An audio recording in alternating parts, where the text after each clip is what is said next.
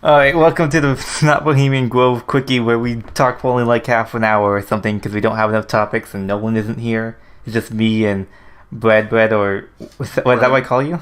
I don't know, man. Just call me anything.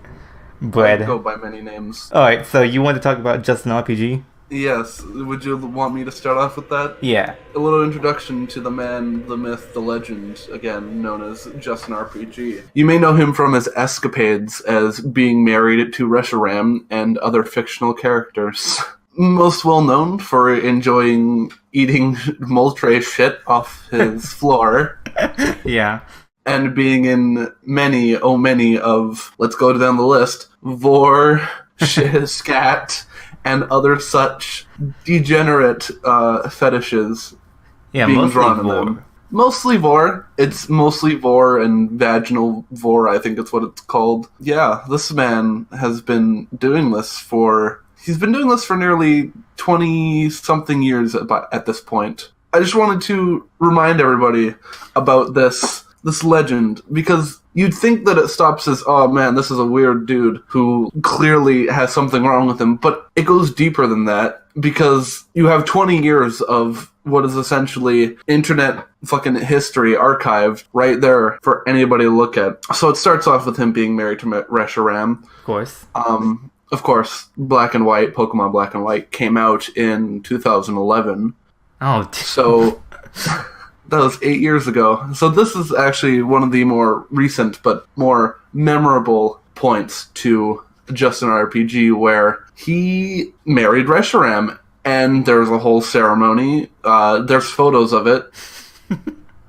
Very realistic photos. Not photoshopped at all. Not photoshopped. Clearly doesn't have DeviantArt fucking stock image copyright images on it. Again, this came out in 2000, or Pokemon Black and White came out in 2011, meaning that there's still 10 years before where he got married to dragons from Oblivion and other such elementals. More recently, Egyptian goddesses, anime characters, and way too many to count. It's polygamy, I guess. I was about to say, this man is the Playboy Mansion of anime Pokemon and Egyptian goddesses, I guess. You see, this man is also multi-talented because he's also released an album. Yeah. Linear Pair of Angles. 1, 2, and 3. There's 3 shit. You didn't know that? I only knew of the one. No, he released Linear Pair of Angles 1, Linear Pair of Angles 2, Linear Pair of 3, and Substance. All in 2011. It was all in 1 year? Wow. You think not even most musicians can release 3 albums in 1 year. This man's releasing 4. I think we should put in a little bit of that in the background. Hopefully it doesn't get copyright notice. We just want to give you a sample of the musical talent of this man. It's outsider art, you know, it's art by people who don't know how to make art. Yeah. Outsider art.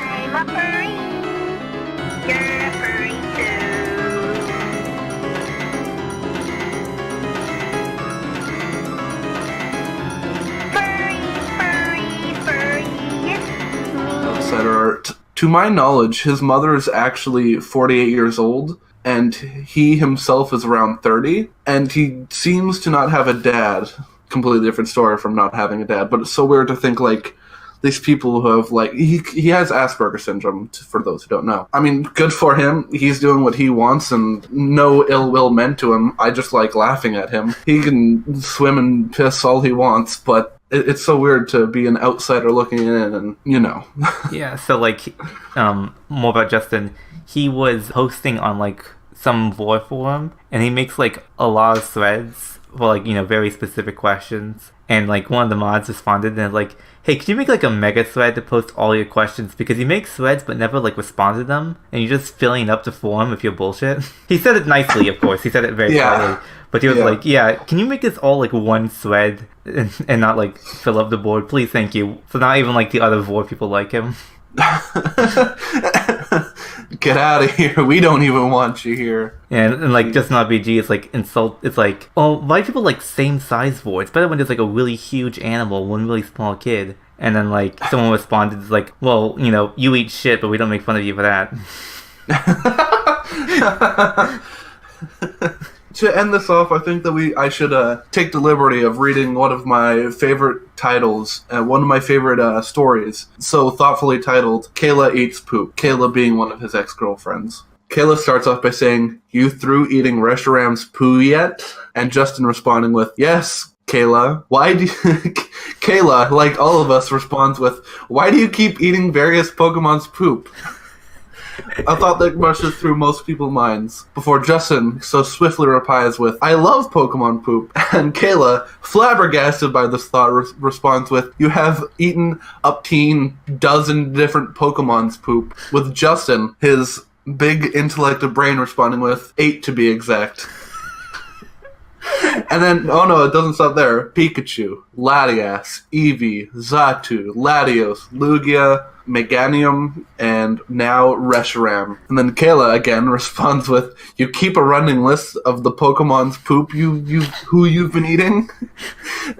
And Justin again says, "Yes, why not? I love Pokemon poop so much that I keep a list of Pokemon's poop I've eaten. I also have a list of Pokemon's who I want to eat its poop but haven't yet." It goes on, but I'm going to end it right there. He has a poem that's like called Vorphilia by JustinRPG, and he's like talking about how he wants to be swallowed whole by a dragoness on birth by Moltres up the vagina. There's like, I actually listened to a cover someone made where like someone paid another like musician to try to make Vorphilia into a real song. Guange from the EP No. All right. Yeah, it's the same people that released the Chris Chan covers album. It's Guange. Right, yeah. So he just writes a lot of stories about a lot of his crazy fetishes. His music, pretty out there, but you know what? It's a very unique aesthetic you can't really get anywhere else. It's nice, like, abstract horror, you know? I guess, yeah, you know what? I guess the closest thing that I can say is abstract horror. What did you want to talk about again? Love each other. Love each other. Love each other. Love each other. Sing with me, Reshiram. I want to talk about, like, okay, commercialized escapism used by kids to escape their shitty lives is an underappreciated aesthetic. Mm-hmm. And what I mean by that is, like, imagine a kid playing Hey You Pikachu, you know, the N64 game where you speak into a microphone and Pikachu does tricks and stuff. So, like, later at night, he's, like, whispering into the microphone, talking about how, like, his parents beat him or something, and he was, like, born the wrong gender, and Pikachu just looks confused as he cries into the Nintendo 64 microphone TM, or... You know, that's really fucked up to think that if that was released today, it would probably be recorded, and somebody in, like, some sort of fucking CIA underground bunkers listening to this, like, why did I take this job? That's what Alexa does. Oh god, imagine all the domestic disputes solved by Alexa hearing this. It's like, "Alexa, I'm being beaten." Okay, calling Child Protective Services. Oh, it's like, "Shut the fuck up, Alexa." Beats the Alexa. One swift chop and it's just cut in half. Media that is clearly aimed at, like, helping little kids imagine themselves outside of, like, bad situations. Like, you know, Harry Potter, he lives in the cupboard under the stairs, and Hagrid comes, like, bullies his cousin and turns his, like, gives him, like, a pigtail, and then flies him off to the Wizarding World, you know? Yeah. And then you hear about all the kids who, like, have shitty lives and they wish with all their heart that, like, someone will tell them that they're a wizard and take them away. I think it's uncomfortable because it's, like, a juxtaposition of happy fantasy and harsh reality and a loss of innocence. I agree with you there. And I also have to say myself, I remember a lot of the kids I grew up with, although not having exactly shitty lives, like being beaten every day, did say, like, "Man, my life sucks. I wish that I could just fly away." And I do agree with you that it's kind of an underplayed aesthetic. But to a lesser extent, although not childish, I think Vaporwave also did that a lot too. Mostly in the sense of, like, escaping to a place that you've never been to, longing for a day that you've never experienced yourself. And although not exactly childish in nature, like, for children, it's kind of the grown-up version of that. Yeah, like, you know those parody Sonic OCs that have a description saying, like, Bion the Hedgehog, he protects Timmy from his brother, or something, you know? Yeah. Or, like, you'll get Fairly Odd Parents if your childhood is shitty enough. Fairly Odd Parents are always the ones that fucked me up, because it's, like, it's such a cop-out of a story. You don't really have to do anything to get them. You're not really born magic. You're just like, hey, your life's shit. Here's your get-out-of-jail-free card. any story where characters are sucked into a video game, like Captain N, the Game Master. I'm sure many kids imagine themselves getting sucked into Mega Man to escape their parents. Or like every time your parents are arguing, you escape reality by playing Wii Sports Resort. And hang out with your Mii Tulpas and you imagine yourself. Imagine getting sucked into like an NES game, but it's something like damn level of Teenage Mutant Ninja Turtles, and you get sucked in and immediately get electrocuted to death. Well, like you make Mii's of like your imaginary girlfriend or something, and you make your Mii's like kiss and stuff. Yeah, Miitomo life or Tomodachi life. That's when my tulpas hang out on the Wii Sports Resort in my head. On Woohoo Island. Mom, I want a dog. Fuck you, son. Here, play Nintendogs for Nintendo DS Lite. Play Nintendogs made by Nintendo on your Nintendo 3DS. You're like feeding the dog. Your older brother comes in and starts like feeding it like poison. Like, no. On his, he tosses it chocolate. You're like, stop, David, stop trying to kill my e-dog. Go to a Nintendo funeral. All your Mii's are there. Oh god. Oh. And then like in the middle of fuel, your Wiimote's battery dies. It's like, please replace your battery. Press B button to pay respects to dead dog. Oh my god. To use the Wiimote to like throw dirt over the coffin. use the Wiimote attachment to shovel dirt over the dead dog. The box. Oh my god, that's fucked. We would like to play. Oh my god, and then after your dog dies, the Wii commercial guys just open the door with another brand new real life dog. That's the real escapism. That's the end.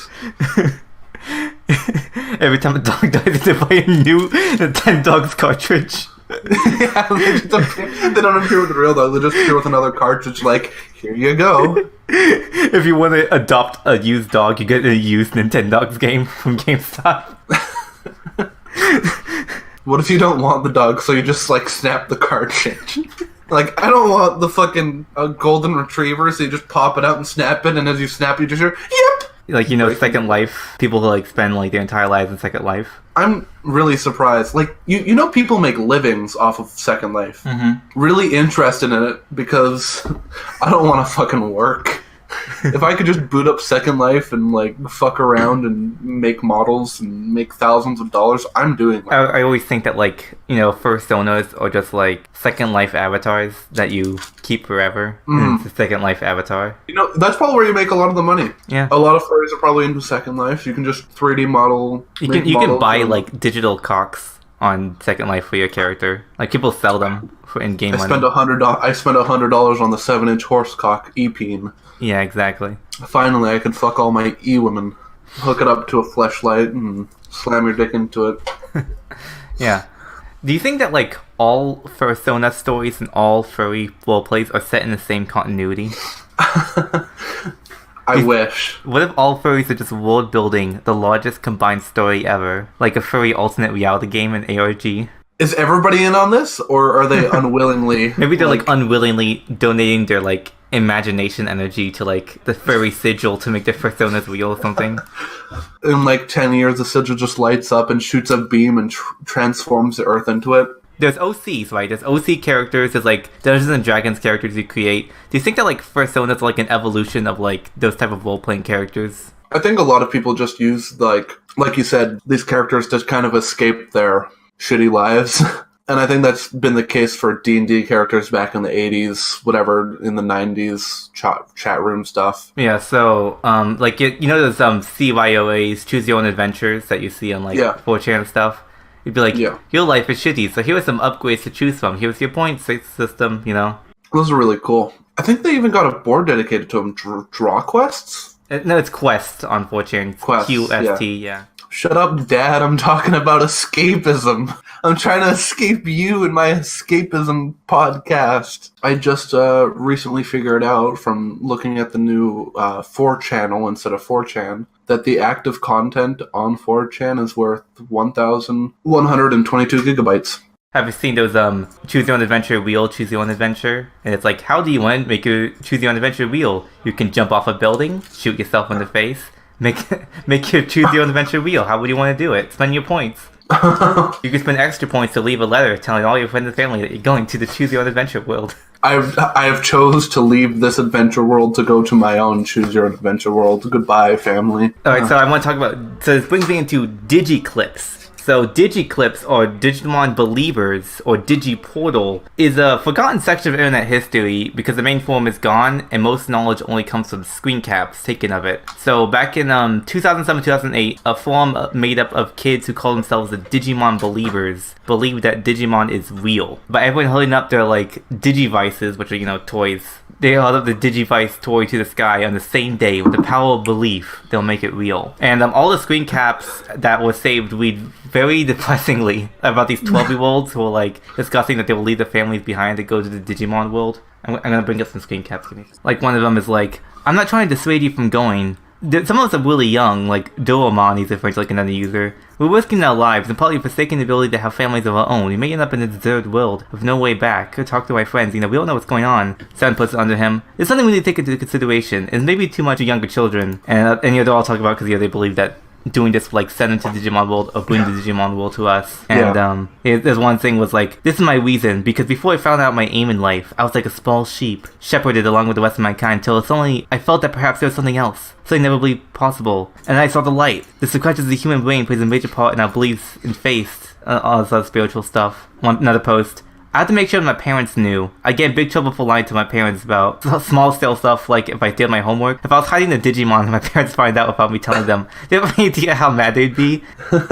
I suggest finding an easier way to ease them into the situation, then jumping the bomb. These people are going to grow up into like people in cults, right? Yeah, well, okay, so here's the thing. I actually found, because I went on YouTube, I wanted to find videos of this, and there's really little, and I searched DigiClips, which is the main name, but I didn't really get anything, but I searched Digimon Believer, and I found a bunch of really old YouTube videos from 2008 and 2007, made in like, Windows Movie Maker, of little kids talking about how it's real. And I found this one YouTuber, who's like a 13-year-old girl, who looks like she's 16, she wasn't hit, puberty early, but she has a lot of videos about Digimon and stuff, about making Digimon real and doing all that stuff, and she's still making videos today. She's like trying to like let's plays and stuff, and she's like really small, she's like 500 subs or something, but she's still making videos, and like she'll say, yeah, that was me when I was younger. I thought Digimon was real. So anyway, this was going on until eventually the forums gained attention of something awful on 4chan. So they waited. Of course. They waited. Yeah. But some of them stay as sleeper agents, posting like regular users for months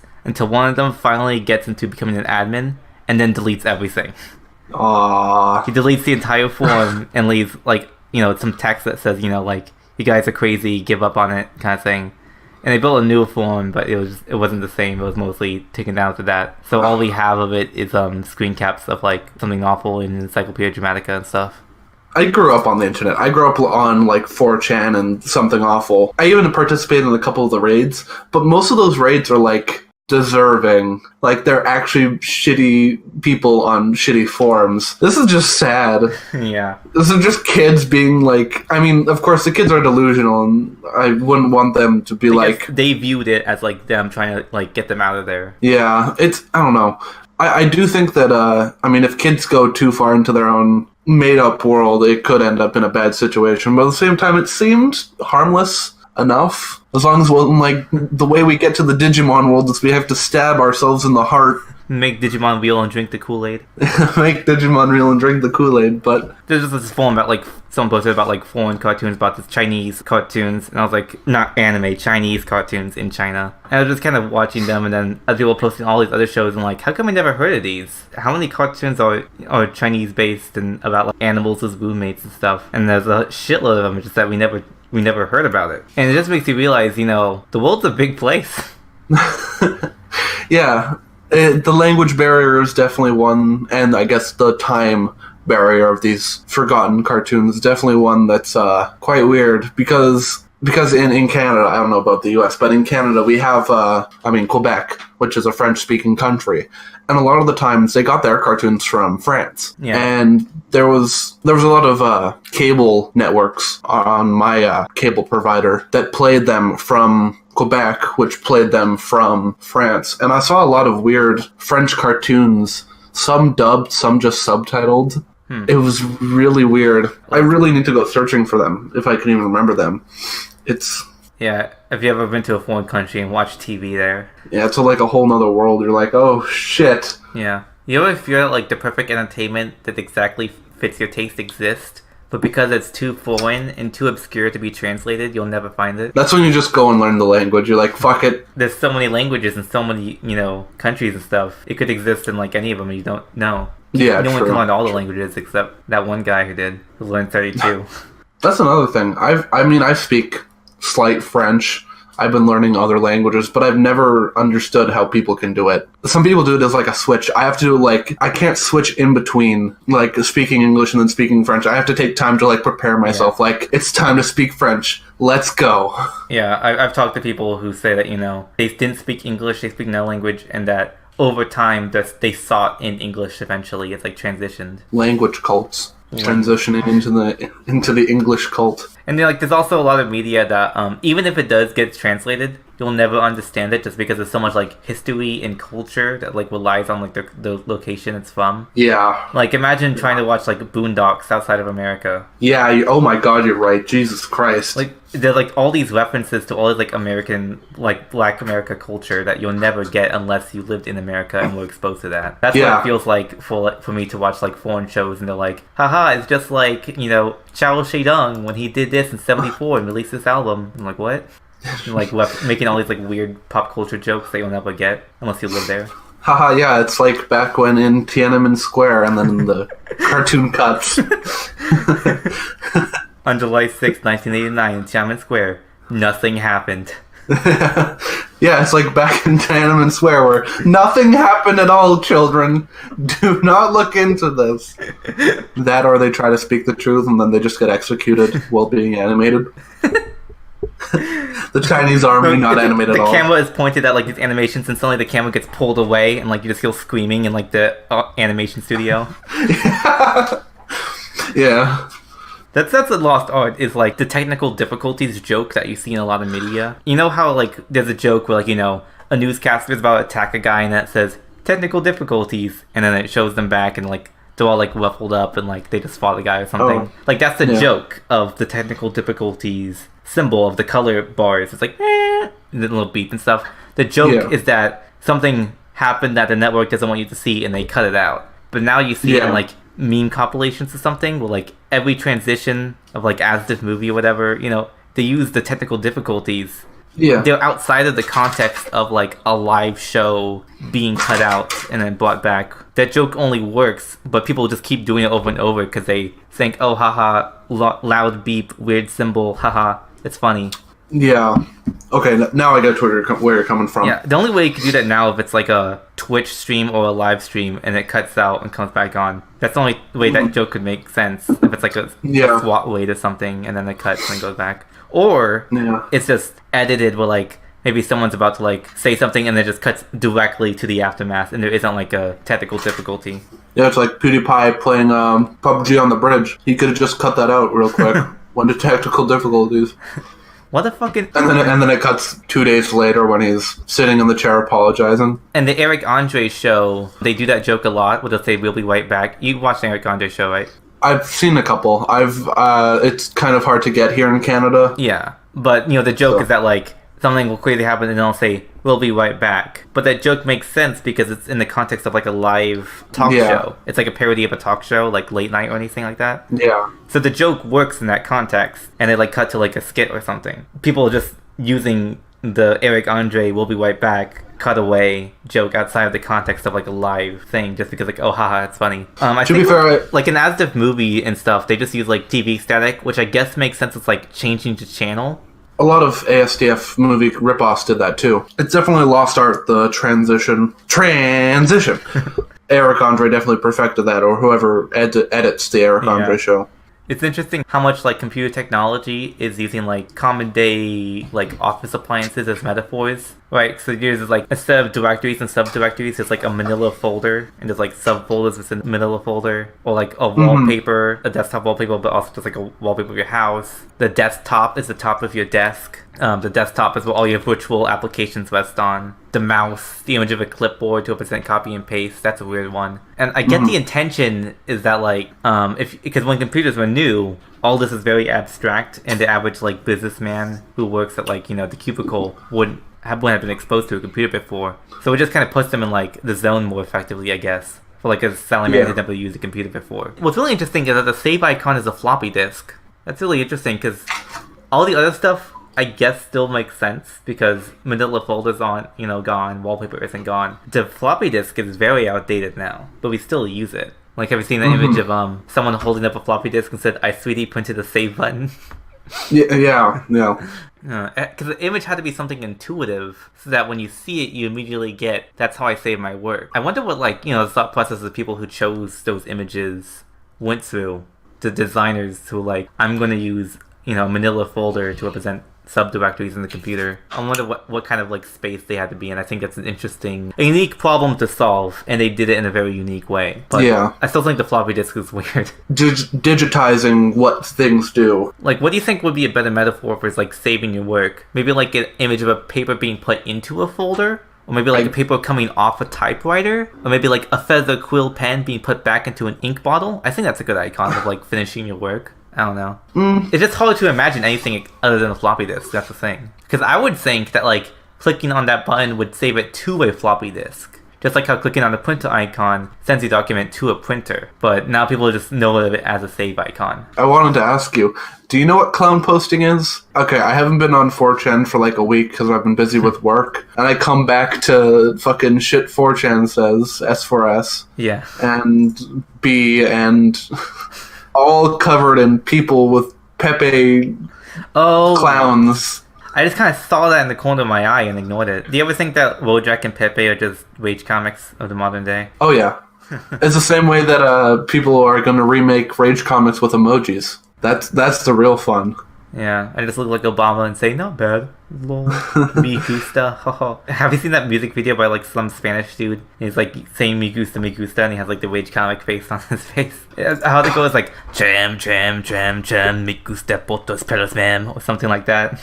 Something like that. People who make realistic rage comic stuff and like realistic, non-realistic stuff definitely hit Uncanny Valley in like a split second. It's not even like a steep slope, it's just a fucking dip. What about any personal stories or like stuff that happened in school when you were a kid or something? Here's the thing. High school wasn't that interesting for me. I did work... Actually, you know what I did throughout high school? I'll run you through a day in the life of me. I got up at... Especially during my last year, I got up at like 12, went to school for half the day, came back, played video games until like 5 in the morning. That was my whole, especially my senior year. But early on, I'm not that interesting. I was never that interesting in school. Most of my interesting stuff happened online. Yeah, when do you know about the anime Lucky Star? Yes, I've watched it quite a bit. At one point, when I was younger, middle school, my uncle got a new computer, so he gave me his old laptop, which was from 2006. Which is something like, 6 years old at that point. But the point is that I had that laptop and I had my own computer for the first time in my entire life, Yeah. Because before that, I would just use a, family computer. So I had my own laptop and I would stay up all night. It's like, browsing on that. And that was the first time I really got into it. Was around middle school-ish. I just stayed up all night. I would sleep for like 3 hours a day. I would go to sleep at like 3 a.m. and wake up and go to school at like, 7 a.m. or whatever. And like my strategy was that I would just stay up all night. And then I'd go back to sleep at 9 p.m. and then I would be back on schedule. I just stay up all night instead of sleeping earlier. That's my logic. A friend of mine was like, I heard about this Amy Lucky Star, and like, I just watched the first episode and just talk about food for half an hour, lol. And I was like, haha, I'm gonna watch that to make fun of it.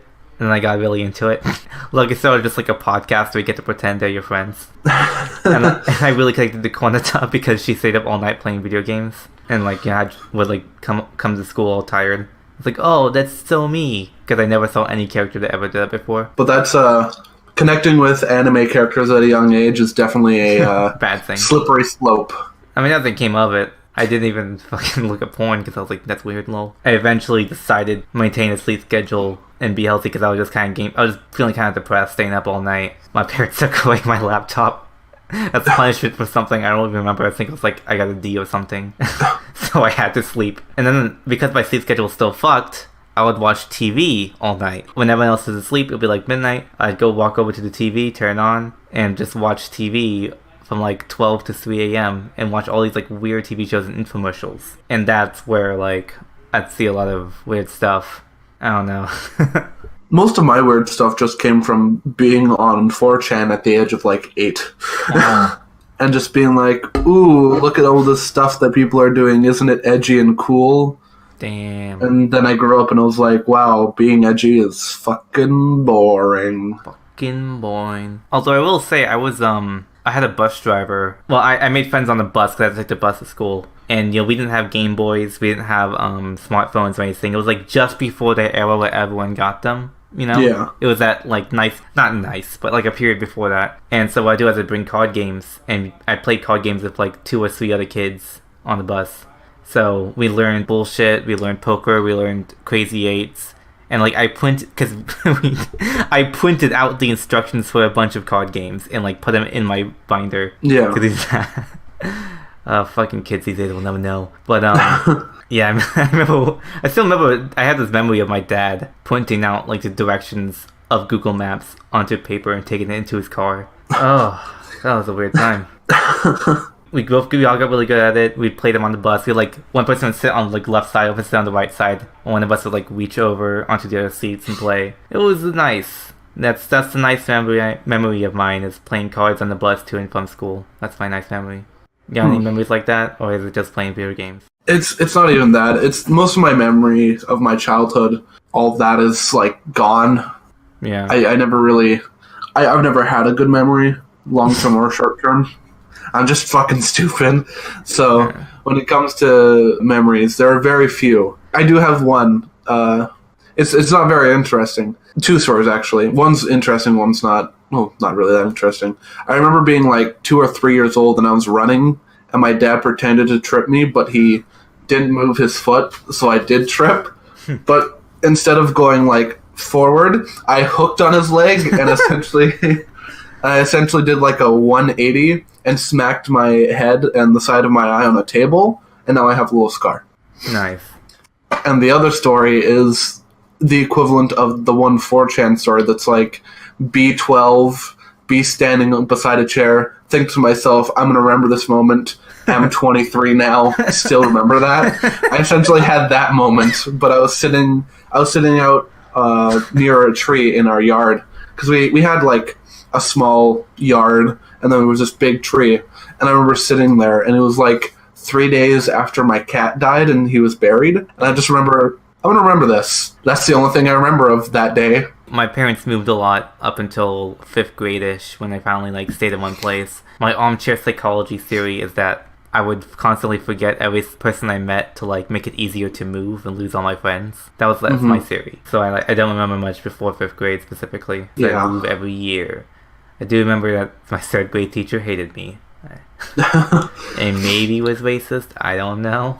Hated the little Hispanic kid? Yeah, I'm not really sure. I was too young, but that's what my dad says. I have one story. So in middle school, I was really getting into like vigilante stories. Or the concept of like real life vigilantes, like good Samaritans, people who like fought crime in real life, like real life superheroes, those type of people, the crazy ones. So I was like, I'm gonna fight for justice even if I get in trouble for it. So I was in class. This little Asian girl was getting bullied by like a bigger kid. So I'm like, I'm gonna get justice. So I took out my pencil and I stabbed him in the back of the head.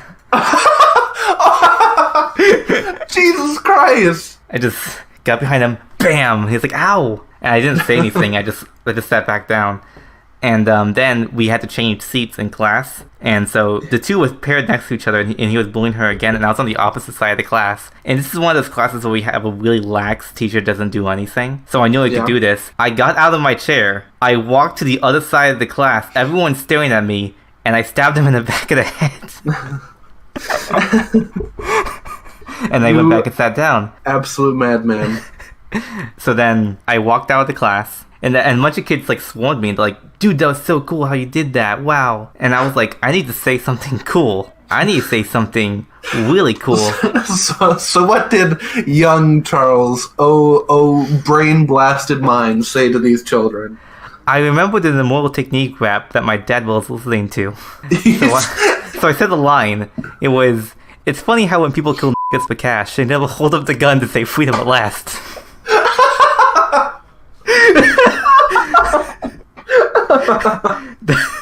They none of them knew what I said. They just knew I said the N-word. That's all they really got grasp from it. They didn't get that what I said was like, even when you win a battle, you aren't really like celebrating because it's still the struggle or something. That's what the line was saying. And they thought it was really cool. And I think that girl showed signs of liking me, but because I was a little kid, I didn't really grasp that. And I never really, I didn't get it until much later in my life. And I was like, oh. Fuck! I could have had the Asian part. But I still don't like her even then. She's a weird kid. I would have bullied her too. But alas, your true. She's not even a horse, LMAO.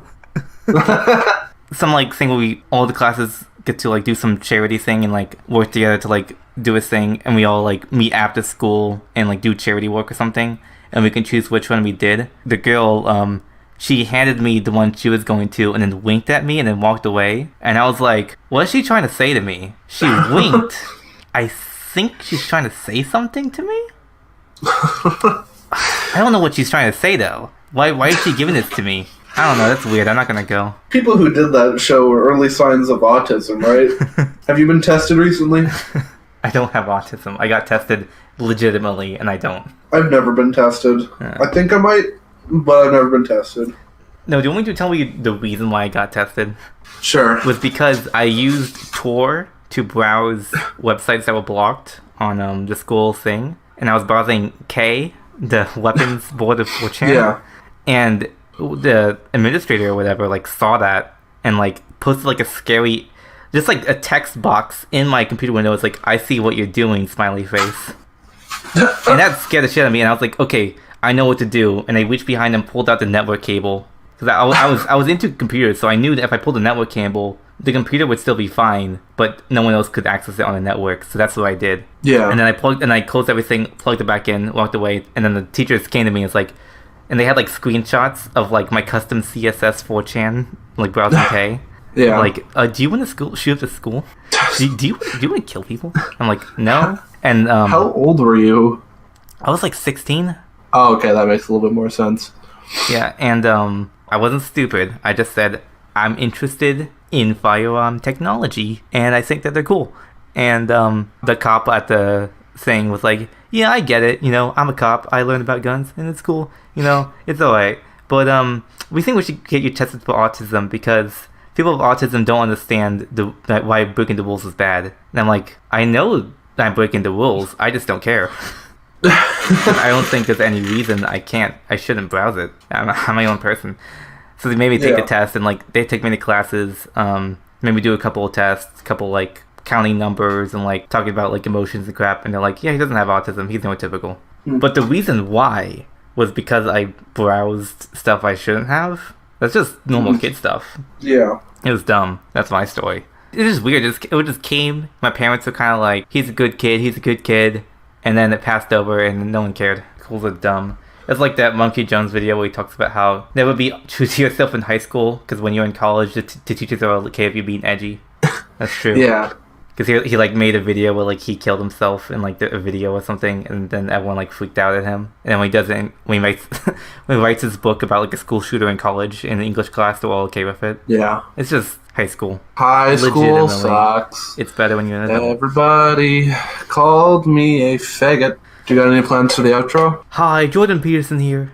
With Mike. I'm the Canadian. Shut the fuck up. This is my time. Hi, I'm Jordan Peterson, and I think you need to clean your room. Because if you don't clean your room, wash your penis. You never slay the dragon. Wash your penis, clean the room, then slay the dragon. New bestseller by Jordan Peterson, Wash Your Penis. There's an Oprah sticker on it. That's his rap album. It's like Tariq Nasheed's Wash Your Ass. You gotta wash your ass. You gotta wash your peen. I was thinking like Billy Mays. Like Jordan Peterson was Billy Mays. Hi, Jordan Peterson here with the Big City Slide Station. Here to tell you that you need to wash your penis. Hi, Jordan Peterson here with OxyClean. Double or triple stack 'em, watch your family attack 'em. I've always thought that, I always had the joke that OxyClean was cocaine and Billy Mays was a cocaine addict. I think he died of a cocaine overdose. No, he didn't. No? Was it just old age? I don't know. It was like some natural cause. It was like heart attack or something like that. Something natural. Might have been a heart attack or a stroke, something like that. I was in like this roleplay fucking thing where like you like make characters and make them fight each other. And it was fun, you know. You just describe like an action and say, I sliced my sword at character B, and then person B would say if the sword hit him or not, and they kind of play along and like do a little fight. It was fun. Yeah. But I wanted to do Billy Mays of all the products he ever advertised as weapons, and they're like, you can't use real people. I was like, okay, so I created a new character called like Sullivan Andrew or something, which is Andrew. And he was so obsessed with the King of the Pitch that he took his face and like murdered his entire family and turned them into Big City Slider Station burgers and ate them and just.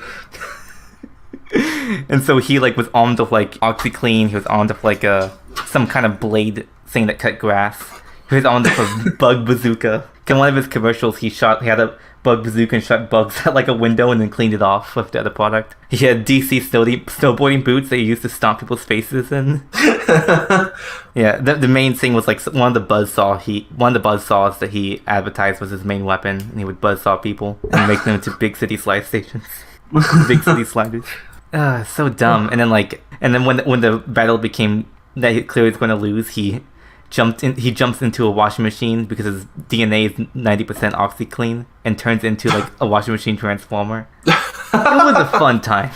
Let's drop like chlorine glass and he'd be like, it smells like cat urine, so he pulls out his spray away that he advertised and like sprays it. He has like some kind of eye tie, which is like a tie with a little hidden pocket underneath it, and he had like a butterfly knife under his eye tie pocket. He would reach into his tie and pull it out and like spin it around. It was pretty fucking good. Alright, that's all I'm gonna say. Anything else? I think we've talked enough. How do you want to end this off? I'm this far from the mic. And I'm this far from the mic. And together we are these far from the mic. See you on the astral plane. See you on the Grove.